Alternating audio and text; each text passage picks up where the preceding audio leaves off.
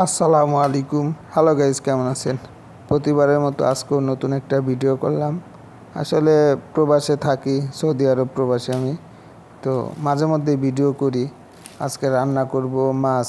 এটারে আপনার সৌদি আরবে কেরালা মাছ নামে পরিচিত, মানে চিনি আর কি, কেরালা মাছই বলে। তো এই মাছ, আজকে মাছ কাটবো।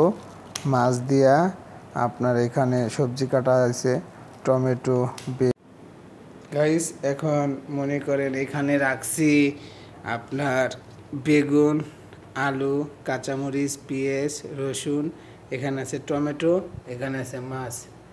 মানে বিষয়টা হচ্ছে এগুলো আজকে এখানে সব কিছু রাখছি। এখন কোটা বাটা করব, কুইটা রেডি করব, এই মাছ দিয়ে আপনার চচ্চড়ি করব। ওকে। হ্যাঁ গাইস, আজকে মেসে আমার রান্না। তাই আজকে আমি আলু বেগুন যে কাটতেছি, দেখতেছি। আগে বেগুনগুলো কাটতেছি, মানে বেশি চিকন করতেছি না, যাতে গলে না যায়। ঠিক আছে, যারা সৌদি আরব বা যে কোনো রাষ্ট্রে আসবেন, অবশ্যই রান্না বান্না কাজে লাগবে। রান্না না পারলেও সমস্যা নেই, এসে শিখে যাবে।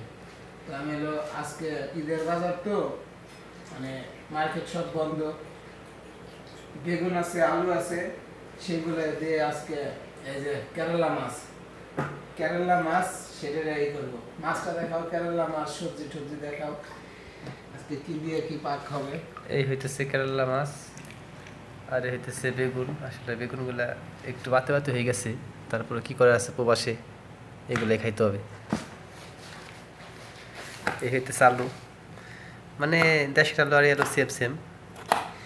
এই হইতেছে মরিচ, পেঁয়াজ, রসুন, টমেটো। আসলে এখানকার টমাটোগুলো খুবই সুন্দর। ঠিক আছে, টমাটোগুলো 12 বছর 12 মাস খালি পাওয়া যাবে, সমস্যা নেই। আর পেঁয়াজ দেখছেন, পেঁয়াজ সে বিশাল বড় বড় একটা পেঁয়াজ, ইন্ডিয়ানের মতো।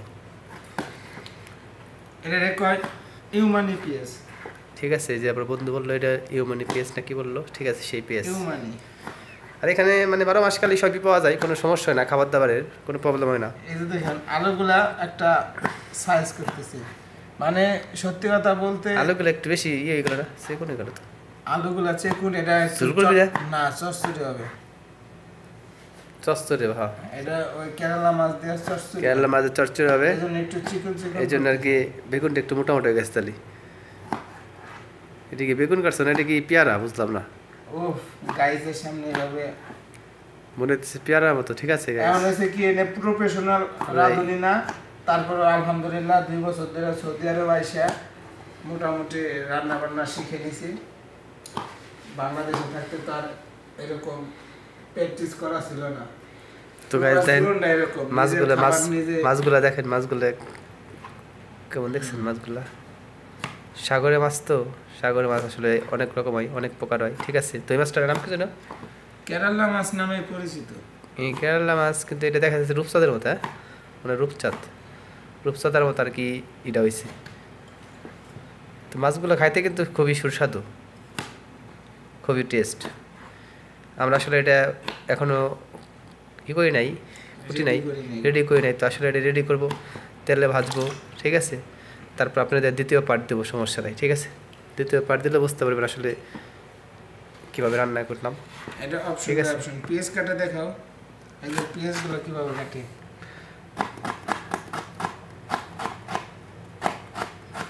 আসলে গাইস পেঁয়াজগুলো অনেক ঠিক আছে, ঝাঁস, চোখে গেলে চোখ দেখা একাই পানি পড়ে যায়।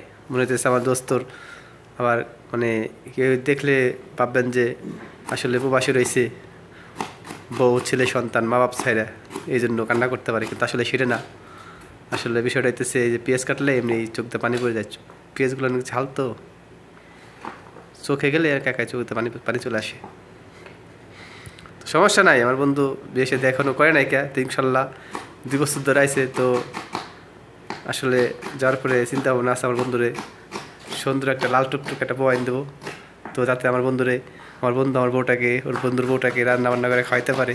তো আসলে খুব সুন্দর রান্না করতে পারে। ঠিক আছে, রান্না বান্না যা করতে পারে না স্পেশাল। তো গাইস, আপনারা যদি একবার খান ওর হাতের রান্না, তো আজীবন মনে থাকবে যে আসলে এক ভাইয়ের হাতের রান্না খাইছিলাম প্রবাসের।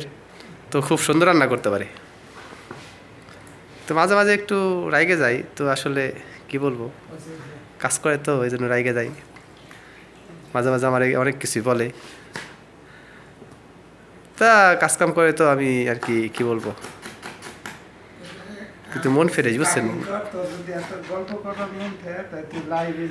তো গাইস ঠিক আছে, তা আসলে এই যে দেখতেছেন আমাদের রান্না বান্নার রাঁধুনি, ঠিক আছে, এই রাঁধুনি হইতেছে, এই যে রাঁধুনি, এই যেতেছে সব কিছু।